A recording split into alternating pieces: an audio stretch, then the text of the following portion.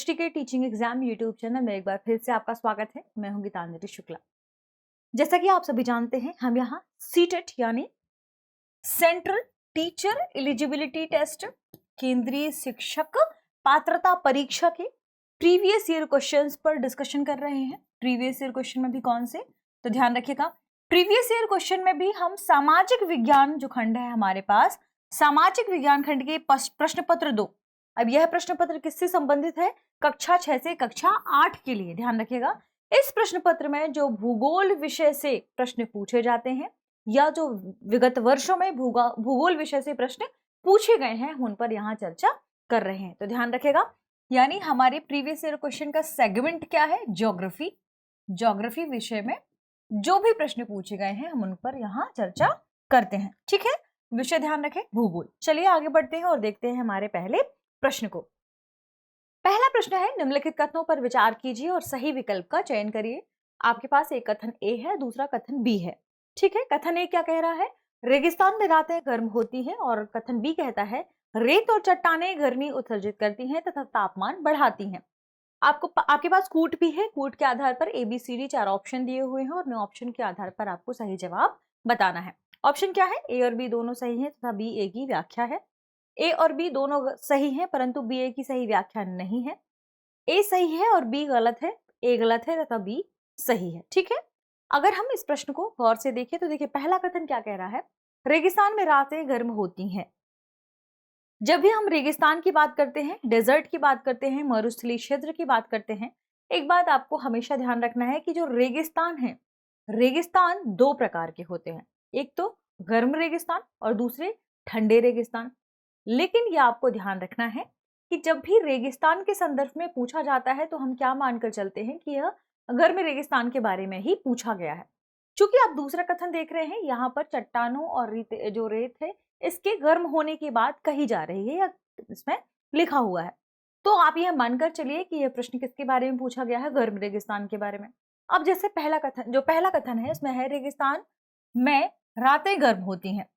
एक बात आपको ध्यान रखना है कि जब रेगिस्तान की बात आती है, रेगिस्तान यानी पूरा जो इलाका है वहां पर क्या है?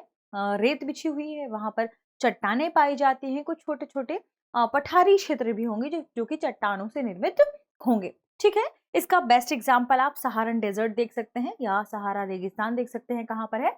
अफ्रीका में। भारत की बात करें तो हम भारत में राजस्थान के थार मरुस्थल की बात करते हैं, जो कि इसके अंतर्गत शामिल हो जाता है। लेकिन भारत में एक ठंडा रेगिस्तान भी है जो भारत के हिमालयन रीजन में है। बृहत हिमालय में जो लद्दाख है वह भारत में एक ठंडे रेगिस्तान के रूप में जाना जाता है। पहले कथन में देखें तो इसमें लिखा है रेगिस्तान गर्म होती है। यह कथन गलत है। क्यों गलत है? कि देखिए, जहां रेगिस्तान है, मरुस्थल है, वह क्षेत्र बहुत अधिक गर्मी वाला क्षेत्र होता है। ठीक है, भारत में ही आप रेगिस्तान राजस्थान के रेगिस्तान वाले क्षेत्र को देख लीजिए। आप अफ्रीका में यदि पहुंचते हैं तो जो सहारन डेजर्ट है, वहां आप यदि देखेंगे तो ऐसे उसमें एक पर्टिकुलर प्लेस भी है जहां का टेम्परेचर 1922 के लगभग 57 डिग्री से भी प्लस हो गया था, से भी अधिक हो गया था, जो कि अपने आप में बहुत अधिक टेम्परेचर है। आप समझ सकते हैं इस बात को। यानी रेगिस्तान जो इलाका है वह बहुत अधिक टेम्परेचर वाला इलाका है। वहां का तापमान बहुत अधिक होता है। गर्मी के समय में तो खासकर ये टेम्परेचर बहुत अधिक बढ़ जाता है। लेकिन रेगिस्तान के बारे में एक खास बात आपको यह जानना जरूरी होगा कि रेगिस्तान में दिन के समय जितना अधिक टेम्परेचर होता है, रात में वह टेम्परेचर उतना ही गिर जाता है। यानी अगर मान सकते हैं कि गर्मी के समय रेगिस्तान में दिन का टेम्परेचर 45-46 डिग्री तक जा रहा है, तो गर्मी के समय ही रात में उसका टेम्परेचर 0 डिग्री सेल्सियस तक गिर सकता है, यानी हिमांक के आसपास तक आ सकता है। यानी रेगिस्तान में जो रातें हैं वह गर्म नहीं होती हैं। क्या होती हैं? बहुत अधिक ठंडी होती हैं। यह आपको ध्यान रखना है। क्यों? क्योंकि रेत के कण जितनी तेजी से गर्म होते हैं, शाम होते होते तक जैसे ही सूर्य की किरणें वहां से छटती हैं, कम होती हैं, वे कण उतने ही जल्दी ठंडे भी हो जाते हैं। इस वजह से इस रीजन में क्या कह सकते हैं आप कि रातें ठंडी होती हैं, ना कि गर्म। तो पहला कथन गलत हो जाएगा। दूसरा है, रेत और चट्टानें गर्मी उत्सर्जित करती हैं तथा तापमान बढ़ाती हैं। देखिए, जहां पर रेत और चट्टानें बहुत अधिक है या इनकी संख्या बहुत अधिक है, वहां पर टेम्परेचर चूंकि बहुत अधिक है, एक तो हमने ये मान लिया कि वहां पर टेम्परेचर बहुत अधिक है। क्यों? क्योंकि जहां रेत और चट्टाने हैं वहां थोड़ा भी यदि टेम्परेचर मिलता है तो ये बहुत तेजी से गर्म हो जाते हैं, और इनके गर्म होने की वजह से जब इनसे विकिरण निकलती है बाहर की तरफ, तो विकिरण जो उत्सर्जित होती हैं ये कैसी होती हैं, गर्म होती हैं, जिस वजह से इनके आसपास वाला टेम्परेचर भी क्या हो जाता है, बढ़ जाता है। इसलिए कहा जाता है कि रेत और चट्टानें गर्मी उत्सर्जित करती हैं तथा तापमान बढ़ाती है। तो यहाँ दूसरा कथन क्या है, सही है, पहला कथन गलत हो गया। आइए देखते हैं ऑप्शन में। ऑप्शन में हमारे पास डी ऑप्शन सही हो जाएगा, यानी इस प्रश्न का सही जवाब होगा ऑप्शन डी। यहाँ ए कथन गलत है तथा बी कथन क्या है, सही है। ठीक है, चलिए आगे बढ़ते हैं, अगले प्रश्न पर विचार कर लेते हैं। अगला प्रश्न है, निम्नलिखित कथनों के आधार पर सही विकल्प की पहचान कीजिए। इसमें भी आपके पास अभिकथन ए है और कारण आर दिया हुआ है। देखते हैं क्या है प्रश्न। अभिकथन ए कह रहा है पारितंत्र के संतुलन को बनाए रखने के लिए सभी प्राणी अनिवार्य है, और कारण आर कह रहा है जैवमंडल में सभी जीवित जातियां जीवित रहने के लिए एक दूसरे से परस्पर संबंधित है और एक दूसरे पर आश्रित रहती हैं। कूट है जो क्रमशः A B C D 4 option है, जिसमें ऑप्शन में क्या है, ए और आर दोनों सही है तथा आर ए की सही व्याख्या करता है। ए और आर दोनों सही है परंतु आर ए की सही व्याख्या नहीं करता है। ए सही है लेकिन आर गलत है, ए और आर दोनों गलत हैं। देखिए, पारितंत्र की जब हम बात करते हैं, यानी हम पारिस्थितिक तंत्र की बात कर रहे हैं, और हर एक स्थान का अपना अलग अलग पारिस्थितिक तंत्र है। जैसे आप कुछ एग्जाम्पल के तौर पर कुछ स्थान ले सकते हैं, क्योंकि हम हर प्लेस का एग्जाम्पल अब यहाँ नहीं दे सकते। फिर भी अधिकांशतः जिन पारिस्थितिक तंत्र की हम बात करते हैं, वन हो गया, घास स्थल हो गया, तालाब हो गया, इन सब का अपना अलग अलग पारिस्थितिक तंत्र है। जंगल का अपना पारिस्थितिक तंत्र है। ठीक है, वैसे ही मनुष्यों का भी अपना अलग पारिस्थितिक तंत्र है। एक व्यक्ति और उसके आसपास का जो पूरा वातावरण है, क्योंकि एक व्यक्ति दूसरे व्यक्ति पर भी निर्भर है, यानी प्रत्येक जीव जंतु एक दूसरे पर आश्रित हैं, और एक दूसरे पर आश्रित होने के साथ साथ ये मिलकर एक दूसरे के साथ एक पारिस्थितिक तंत्र का निर्माण करते हैं, जिसमें आसपास का एनवायरनमेंट भी शामिल होता है। तो ध्यान रखिएगा कि जो पारिस्थितिक तंत्र के लिए संतुलन की बात कही गई है पहले कथन में, वह बिल्कुल सही है कि पारिस्थितिक तंत्र में संतुलन को बनाए रखने के लिए जरूरी क्या है कि सभी प्राणी यहाँ अनिवार्य हो जाते हैं। एक छोटी सी चींटी से लेकर बड़े बड़े जीव जंतु तक यहाँ इंपॉर्टेंट है। जैसे यदि हम तालाब के पारितंत्र की बात करते हैं, तो वहां पर जो पादप प्लवक हैं, उन पादप प्लवक को खाने वाले जंतु प्लवक भी इंपॉर्टेंट है। वहां पादप प्लवक भी इंपॉर्टेंट है, छोटी मछलियां भी इंपॉर्टेंट है और बड़ी मछलियां भी इंपॉर्टेंट है, क्योंकि क्रमशः ये क्या करती हैं, एक खाद्य जाल का निर्माण करती हैं, और खाद्य जाल के निर्मित होने से ये पूरी जो खाद्य श्रृंखला का निर्माण करती हैं, और ये खाद्य श्रृंखला से ही पूरा ये खाद्य जाल बना हुआ है, और कहीं ना कहीं हर एक जीव जंतु दूसरे पर आश्रित है ना।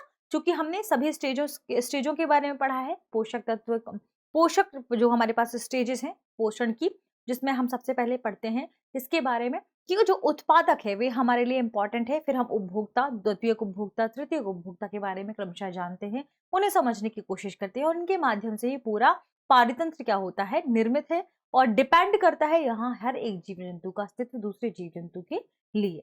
तो ध्यान रखिएगा, यहाँ पहला कथन बिल्कुल सही हो जाएगा कि पारितंत्र के संतुलन को बनाए रखने के लिए सभी प्राणी अनिवार्य हो जाते हैं, और दूसरा कथन यानी यहाँ पे जो कारण है यह भी सही है, दूसरे से परस्पर संबंधित है और एक दूसरे पर आश्रित रहती हैं। जैसे हमने अभी खाद्य श्रृंखला और खाद्य जाल वाली बात की, ये दरअसल यही है, क्योंकि खाद्य जाल में आप कहें खाद्य श्रृंखला में हर एक जीव जंतु एक दूसरे पर आश्रित है। जैसे हम यदि अब बात करें घास की, तो सबसे पहले घास, फिर घास का सेवन कौन करता है, टिड्डे वगैरह की बात करते हैं, तो ये घास का सेवन करते हैं। फिर इसके ऊपर पक्षी आ जाते हैं, या आप इसमें गाय, माफ कीजिएगा, इसमें जो भेड़िया है उसे शामिल कर लीजिए। तो ये क्रमशः आगे क्रम बढ़ता जाता है, और कहीं ना कहीं ये सभी एक दूसरे पर निर्भर हैं। इस बात को हमें ध्यान रखना होगा। ठीक है, यानी एक दूसरे पर ये आश्रित है। इस वजह से जैसे भेड़िए का सेवन फिर शेर करता है, कहीं ना कहीं क्या हो गया, एक हमने देखा कि सबसे पहले जो हमारे पास पोषक स्तर होगा पहला नंबर वाला, वह होगा क्या, उत्पादक। हम जिन प्लवकों या घास स्थल की बात करते हैं, पादप प्लवक की बात करते हैं, तो जल के लिए पादप प्लवक हो गया, स्थल के लिए घास। फिर हम आगे बढ़ते हैं, टिड्डे की बात करते हैं। ठीक है, तो यह क्रम, टिड्डे के बाद हम और ऊपर बढ़ते हैं, फिर हम आगे आते हैं जिसमें हम बकरी की बात करते हैं। क्योंकि ये आपको ध्यान रखना है कि मान लीजिए आपने घास स्थल को रखा, घास आ गया यहाँ पर, ठीक, घास स्थल के रखने के बाद घास का सेवन कौन करता है, गाय या बकरी। मान लीजिए हमने रखा घास, फिर यहाँ पर आपने रख लिया गाय, तो जो गाय और बकरी है उसे आप ध्यान रखिएगा, ये क्या है, ये प्राथमिक उपभोक्ता है। यहाँ पर घास क्या है, घास यहाँ उत्पादक की श्रेणी में है। फिर गाय और बकरी प्राथमिक उपभोक्ता है। फिर इसके बाद हम पहुंचते हैं यदि दूसरे स्तर पर, पोषण स्तर पर, तो यहाँ गाय के बाद अगला पोषण स्तर जो इनके ऊपर आएगा वह होगा भेड़िया। तो कहीं ना कहीं ये क्या है, वह द्वितीयक उपभोक्ता है। ठीक है, फिर आगे ऊपर आएगा शेर। शेर क्या होगा, शेर तृतीयक उपभोक्ता होगा। तो ये स्टेजिक पोषण स्तर जो है बढ़ते जाते हैं। तो ये एक दूसरे पर क्या है, आश्रित है। इस वजह से ये लिखा है कि एक दूसरे पर ये जीव जंतु क्या होते हैं, आश्रित होते हैं। दोनों कथन सही है और जो कारण आर है वह एक की सही व्याख्या कर रहा है। इस वजह से इस प्रश्न की यदि सही जवाब की बात करें तो ऑप्शन इस प्रश्न का सही हो जाएगा। ए और आर दोनों सही है और आर एक की सही व्याख्या करता है। ठीक, चलिए आगे बढ़ते हैं। अगला प्रश्न है, प्रारंभिक एवं माध्यमिक स्तर की एक कक्षा में शिक्षिका पारितंत्र के विषय में पढ़ा रही है। निम्नलिखित में से उनके लिए क्या उपयोगी सूचना हो सकती है। हमारे पास कथन है, स्थान विशेष की जलवायु संबंधी परिस्थिति। दूसरा कथन है, अधिक वर्षा वाले वन उदाहरण के रूप में। और तीसरा कथन है, एक छोटी ताल उदाहरण के रूप में। सही विकल्प का चयन कीजिए। आपके पास ऑप्शन है ए बी सी डी, जिसमें क्रमशः केवल 1 और 2 सही है, केवल 2 और 3 सही है, केवल 1 और 3 सही है, 1, 2 और 3 सही है। प्रश्न सीटेट 2020 में पूछा गया था। देखिए, यदि आप प्राथमिक और माध्यमिक कक्षा में या माध्यमिक स्तर की कक्षा में पढ़ा रहे हैं, आपको बच्चों को पारिस्थितिक तंत्र को पढ़ाने से पहले या पारितंत्र को समझाने के लिए जरूरी है कि उस शिक्षिका को कुछ चीजों के बारे में पता होना चाहिए। जैसे, या उन बच्चों को पढ़ाने से पहले शिक्षिका को कुछ विषयों के बारे में बच्चों को अवगत कराना होगा। जैसे बच्चों को बताना होगा कि वे जिस इन्वायरमेंट में रहते हैं, या मान लीजिए कोई बच्चा राजस्थान का है, मान लीजिए कोई बच्चा केरल का है, कोई बच्चा नॉर्थ ईस्ट का है, तो इनकी जो पारिस्थितिक तंत्र है, इनके आसपास का जो वातावरण है, पर्यावरण है, वह अलग अलग होगा। कुछ बच्चे जो राजस्थान वाले क्षेत्र के हैं तो वो कहेंगे कि हमारे यहाँ तो वर्षा बहुत कम होती है। कुछ बच्चे जो केरल या आप नॉर्थ ईस्ट वाले रीजन में पहुंचे तो वो कहेंगे कि हमारे यहाँ वर्षा पर्याप्त मात्रा में होती है। तो यहाँ इनका जो पर्यावरण है, इनका पारिस्थितिक तंत्र है, ये क्या है, अलग अलग है। तो शिक्षिका को बच्चों को पढ़ाने से पहले जलवायु से संबंधित जो भी चीजें हैं उन्हें बतानी होगी।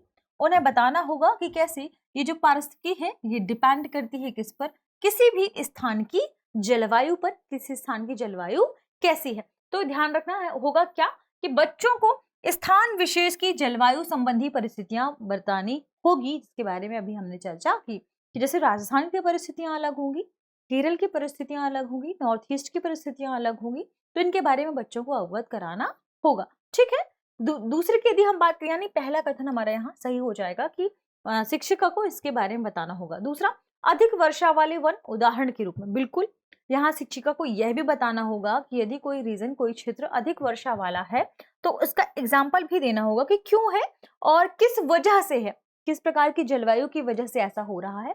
फिर एक छोटे तालाब का भी उदाहरण देना होगा और उसके पारिस्थितिक तंत्र के बारे में चर्चा करनी होगी शिक्षिका को। जैसे उसे बताना होगा कि यहाँ पोषण स्तर 1 पे कौन सा है, जैसे पादप प्लवक हो गया। फिर उपभोक्ता स्तर 1 पे कौन है, उपभोक्ता स्तर 2 पर कौन है और उपभोक्ता नंबर 3 कौन है। जैसे ये क्रमशः कैसे बढ़ती जाती हैं कि पहले पादप प्लवक, फिर छोटी मछलियां, फिर जंतु प्लवक, फिर उसके बाद छोटी मछलियां, फिर बड़ी मछलियां। तो कहीं ना कहीं देखिए यहाँ एक नया पारिस्थितिक तंत्र निर्मित हुआ जो किसका है, तालाब का पारिस्थितिक तंत्र है। तो इसके बारे में भी उन्हें उदाहरण के रूप में शिक्षिका को बताना होगा क्लास में। ठीक है, यानी यहाँ तीनों चीजों की चर्चा करनी होगी किसी भी शिक्षिका को, यदि वह प्राथमिक या माध्यमिक स्तर पर पारिस्थितिकी तंत्र के बारे में पढ़ा रही है तो। ठीक है, तीनों ही ऑप्शन सही हो जाएंगे। इस तरीके से इस प्रश्न का सही जवाब होगा ऑप्शन डी, 1, 2 और 3। ठीक है, चलिए आगे बढ़ते हैं और अगले प्रश्न पर चर्चा कर लेते हैं। अगला प्रश्न है, इनमें से कौन से घटकों में अंतर के कारण किसी स्थान की प्राकृतिक वनस्पति की सघनता एवं प्रकार में भी परिवर्तन होता है। ध्यान रखिएगा, घटकों में अंतर के कारण पूछा गया है कि किस घटक में अंतर के कारण किसी स्थान की प्राकृतिक वनस्पति, ठीक है, यानी हम उस स्थान की नेचुरल वेजिटेशन के बारे में चर्चा कर रहे हैं, इसकी सघनता और इसके प्रकार। तो सघनता और प्रकार हमने पिछली वीडियो में भी चर्चा में लाया है इसके बारे में, तो आप उसमें से देख सकते हैं। ठीक है, देखिए हमारे पास क्या क्या है ऑप्शन में, तापमान एवं नमी, अक्षांश एवं ऊंचाई, ढाल एवं मिट्टी की परत की मोटाई, पवन के बहने की दिशा। उपयुक्त विकल्प का चयन करना है, यानी आपको बताना है कि इन निम्नलिखित में से जो 4 हमारे पास ऑप्शन है वे कितने सही हैं, कौन कौन से सही हैं। किसी प्राकृतिक वनस्पति की सघनता आदि के लिए। ठीक है, तो हमारे पास ऑप्शन है क्रमशः केवल 1 और 3, केवल 3 और 4, केवल 1 2 3, केवल 1 2 और 4।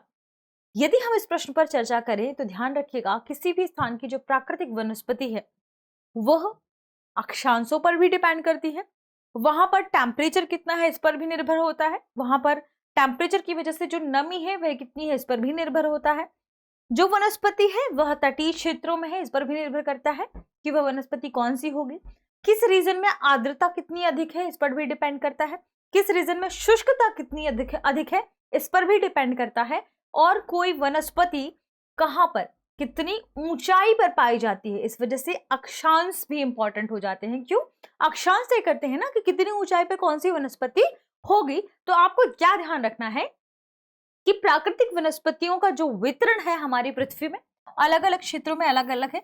जैसे उष्णकटिबंधीय क्षेत्रों में सदाबहार, उष्णकटिबंधीय सदाबहार और उष्णकटिबंधीय पर्णपाती दोनों प्रकार की वनस्पतियां पाई जाती हैं। फिर शीतोष्णकटिबंधीय जो क्षेत्र है उसमें शीतोष्णकटिबंधीय सदाबहार और शीतोष्णकटिबंधीय पर्णपाती दोनों प्रकार की जो वेजिटेशन है, जो वनस्पतियां हैं वह पाई जाती है। और फिर अंत में यहाँ पर शीत कटिबंध वाले क्षेत्र में जो टुंडा प्रदेश वाले वनस्पतियां हैं वे शामिल हो जाती हैं, कांटेदार वनस्पतियां यहाँ पर शामिल हो जाती हैं। खासकर जो हम बात करें यदि झाड़ी वाले क्षेत्र की, या आप कहें कि जो झाड़ी के साथ साथ जो ऊंचे ऊंचे लंबे लंबे शंक्वाकार वनस्पति है वे भी इसके भीतर शामिल हो जाती हैं। ठीक है, अब इंपॉर्टेंट बात कि अक्षांशों पर भी ये डिपेंड होता है, उसकी ऊंचाई किस क्षेत्र में कितनी ऊंचाई पर वनस्पति है इस पर भी निर्भर करता है, तापमान पर भी निर्भर करता है, नमी पर भी निर्भर करता है, और साथ में कि इन रीजन में ढाल कितनी है। यदि ढाल को बर्दाश्त करने वाली वनस्पतियां ढाल के बिना वाले क्षेत्रों में आ जाती हैं तो भी यह यहाँ पर जलवायु परिवर्तन का संकेतक है। इसलिए जो ढाल वाले क्षेत्र है उन पे अलग प्रकार की वनस्पतियां पाई जाती हैं, आपको ध्यान रखना होगा। ठीक है, यानी यहाँ पर क्या क्या शामिल है प्राकृतिक वनस्पति में, इनकी सघनता, इनके प्रकार में। पहला तो तापमान और नमी, किस रीजन में कितना अधिक तापमान है। जैसे उष्णकटिबंधीय क्षेत्रों की यदि हम बात करें तो यहाँ पर तापमान अधिक होने की वजह से नमी बहुत अधिक होती है, आर्द्रता बहुत अधिक होती है, शुष्कता कम होती है। इस वजह से यहाँ पर काफी घने सदाबहार वन पाए जाते हैं और कुछ पर्णपाती वन भी पाए जाते हैं जो जिनके पत्ते जल के संरक्षण को बचाने के लिए, जल को जमा करने के लिए क्या होते हैं, गिर जाते हैं ताकि जल को संरक्षित करके रखा जा सके। तो अलग अलग प्रकार की वनस्पति, आप मानकर चलिए कि जो उष्णकटिबंधीय क्षेत्र है यहाँ पर उष्णकटिबंधीय वनस्पति पाई जाती है। तो यहाँ तापमान एवं नमी, अक्षांश एवं ऊंचाई, ढाल एवं मिट्टी की परत की मोटाई पर भी डिपेंड करता है कि वहां किस प्रकार की वनस्पति होगी। जबकि पवन के बहने की दिशा इसमें डिपेंड नहीं है, इस पर निर्भर नहीं है। इसलिए 1 और 3 इस प्रश्न का सही जवाब होगा। तो ऑप्शन सी इस प्रश्न का सही जवाब होगा, केवल 1 2 और 3। ठीक है, चलिए आगे बढ़ते हैं, अगले प्रश्न पर चर्चा कर लेते हैं।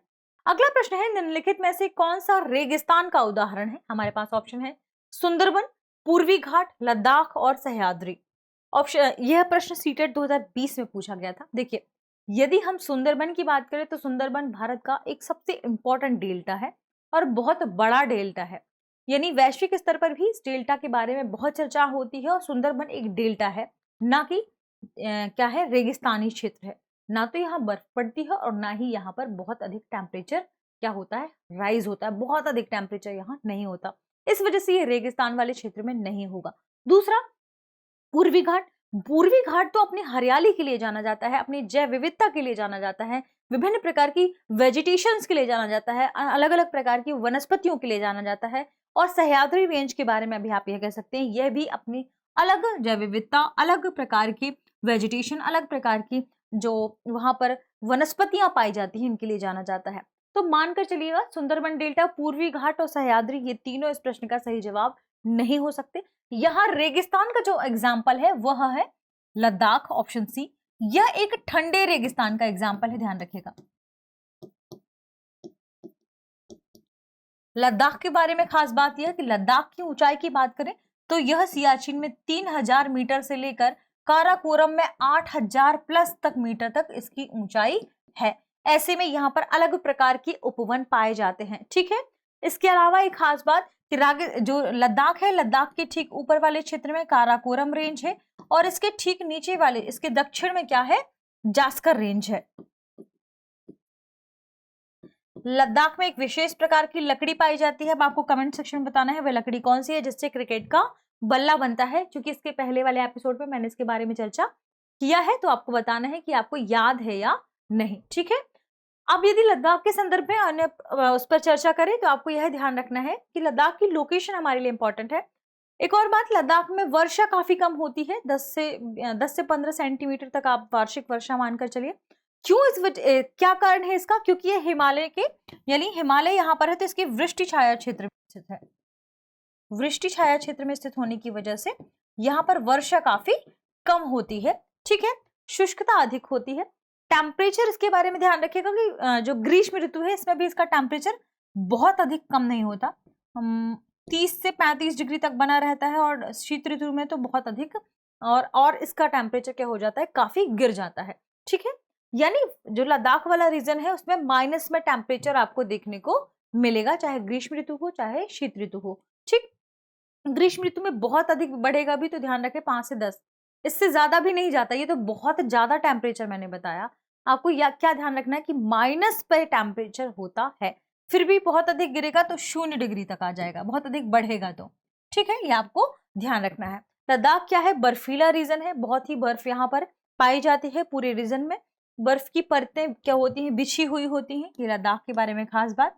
अब आपको ध्यान रखना है कि जो लद्दाख है वह ठंडे रेगिस्तान का क्या है, उदाहरण है। ठीक है, तो ऑप्शन सी इस प्रश्न का क्या होगा, सही जवाब होगा। ठीक है, तो आज हमने कुछ खास अन्य प्रश्नों पर भी चर्चा की जो कि ज्योग्राफी से संबंधित है, भूगोल से संबंधित है। मिलते हैं हमारे अगले एपिसोड में कुछ खास प्रश्नों के साथ जो आपकी परीक्षा के लिए और इम्पोर्टेंट हो सकते हैं। तब तक आप खुद से पढ़ते रहिए, रिवीजन करते रहिए, एपिसोड देखते रहिए, दृष्टि टीचिंग एग्जाम को विजिट करते रहिए सीटेट की तैयारी के लिए। ठीक है, तब तक के लिए शुक्रिया।